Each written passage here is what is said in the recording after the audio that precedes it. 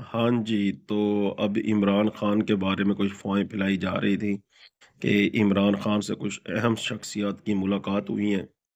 ऐसी कोई मुलाकात नहीं हुई और ना ही कोई मिलने गई है अहम शख्सियत।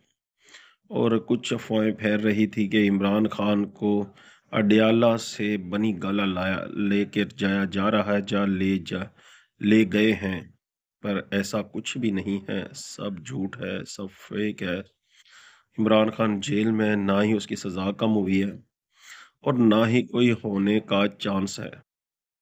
ठीक है जी? और ऐसी कोई भी खबर आए, सब फेक है। जब तक आप तरदीद नहीं कर लेते किसी खबर की, तो उसे बराए मेहरबानी फैलाएँ ना। और ये पीटीआई वालों के झूठ है। और अभी वज़ीर-ए-आज़म नवाज़ शरीफ बनने जा रहा है। पीटीआई की तो इतनी हैसियत नहीं, पीपी की इतनी हैसियत नहीं कि उनका वज़ीर-ए-आज़म बन सके। तो अब कोई भी फेक न्यूज़ देता है, उससे पहले तरीदीद करें, चेक करें ये सही है या नहीं।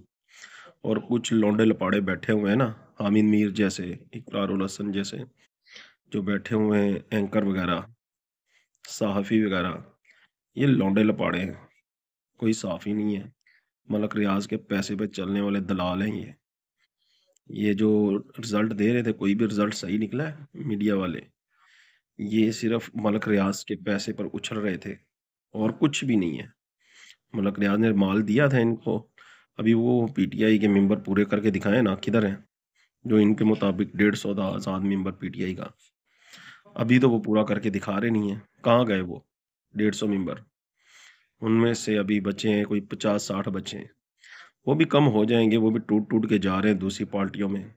क्योंकि कोशिश होती है हर मेंबर की मैं उस पार्टी में जाऊँ जिसकी हुकूमत बनेगी। तो सब मियाँ नवाज़ शरीफ से ही मिले हैं, मरीम नवाज़ साहिबा से ही मिले आए हैं काफ़ी ज़्यादा। और शहबाज शरीफ साहब से बात हुई है। तो अभी हुकूमत बनने जा रही है मियाँ नवाज़ शरीफ की। तो इंशाअल्लाह मियाँ नवाज़ शरीफ की ही हुकूमत बनेगी केपीके में। अली अमीन गंडापुर ये मुस्तकबिल है केपीके वालों का। उन्होंने अपने मुस्तकबिल का फ़ैसला किया है वोट देकर, अली अमीन गंडापुर की शक्ल में। और अभी इनका मुस्तकबिल जैसा आएगा वो सोच लिया आएगा इन्होंने तो।